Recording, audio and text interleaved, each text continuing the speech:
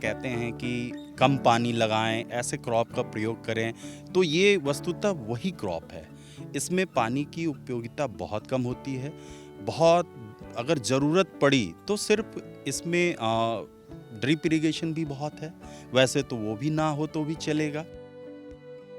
यहाँ की भूमि जो है पथरीली है, बारिश भी हम लोग का 2 फसल सपोर्ट नहीं करता है, तो इसके लिए हम लोगों ने यहाँ पे लेमन ग्रास जो एक एरोमेटिक प्लांट है और लेमन एसेंशियल ऑयल निकलता है इससे, लेमन ऑयल, उसका हम लोगों ने यहाँ पे उसका प्रोडक्शन और उसका ऑयल एक्सट्रैक्शन इस पे फोकस किया है।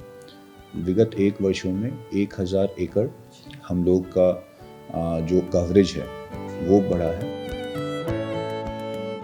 ये कितनी बड़ी ज़मीन है, कितना बड़ा? ये 15 एकड़ का प्लॉट है मैडम।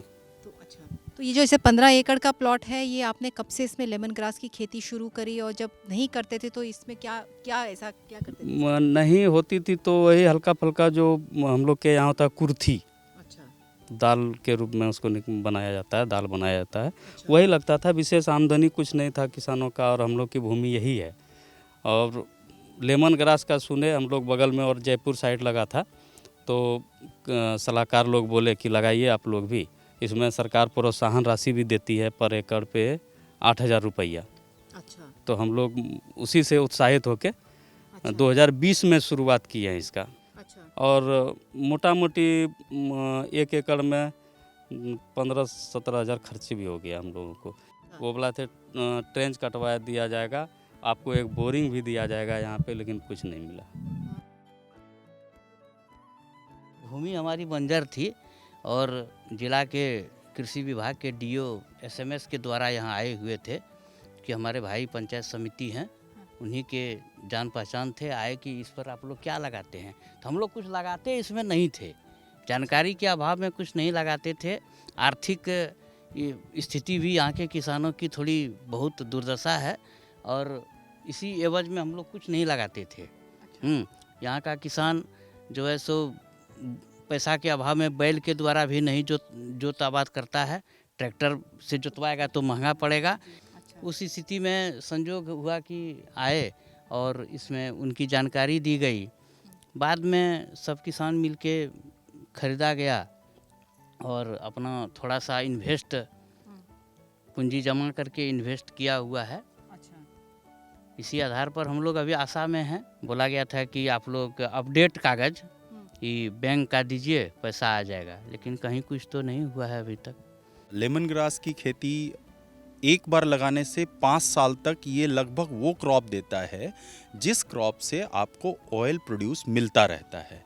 यानी कहिए एक बार लगाया, 5 साल तक आप इसकी फसल काटते रहिए।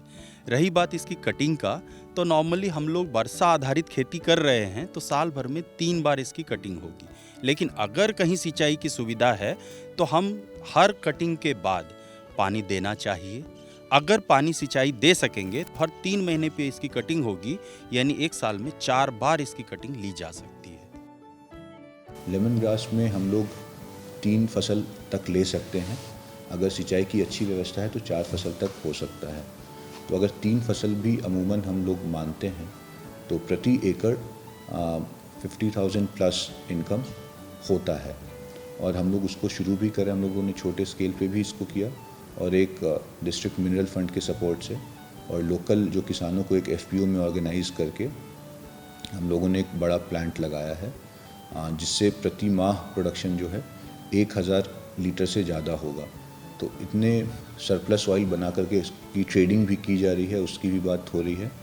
तो अमूमन 1200 से 1400 रुपये का प्रति लीटर इसका होलसेल प्राइस रहता है। ये प्रसंस्करण इकाई हमारे सभी जितने भी लेमन ग्रास उत्पादक किसान हैं ज़िले के अंदर मौजूद, उन सभी किसानों का एक समूह है जिसका एक फार्मर प्रोड्यूसर कंपनी बनाया गया है। और ये फार्मर प्रोड्यूसर कंपनी का जिसका नाम है सुगंधिम बाका फार्मर प्रोड्यूसर कंपनी लिमिटेड, और ये कृषक उत्पादक संगठन है जिसके अंदर जुड़े हुए 180 से ज़्यादा किसान हैं। उन सभी किसानों की भागीदारी के साथ ये यूनिट का स्थापन कराया जा रहा है।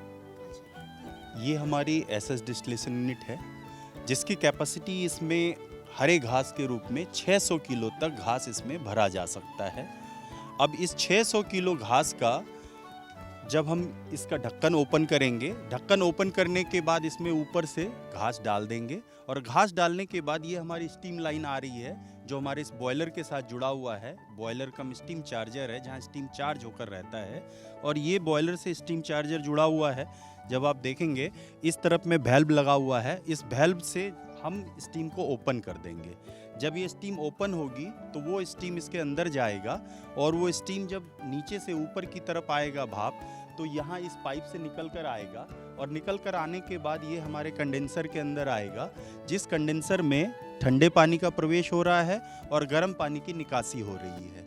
इस ठंडे पानी और गर्म पानी के बीच में जो हमारा स्टीम आएगा वो कंडेंस्ड हो जाएगा। कंडेंस्ड होने के बाद हमारी सेपरेटर यूनिट तक आएगी। इस सेपरेटर यूनिट के अंदर पानी और तेल एक साथ आएगा और फिर वहाँ पर हम सेपरेट करते हैं। पानी चूँकि भारी होता है वो नीचे रह जाता है, तेल हल्की होती है वो ऊपर आती है। इससे पानी निकलेगा और उस वाले से हमें तेल की प्राप्ति हो जाती है और वो तेल फिर मार्केट में जाने को तैयार है। इस एसएस डिस्टिलेशन यूनिट से प्राप्त होने वाला तेल सीधे एक्सपोर्ट क्वालिटी ऑयल होगा। यहाँ से सीधे हम किसी भी देश को एक्सपोर्ट कर सकते हैं।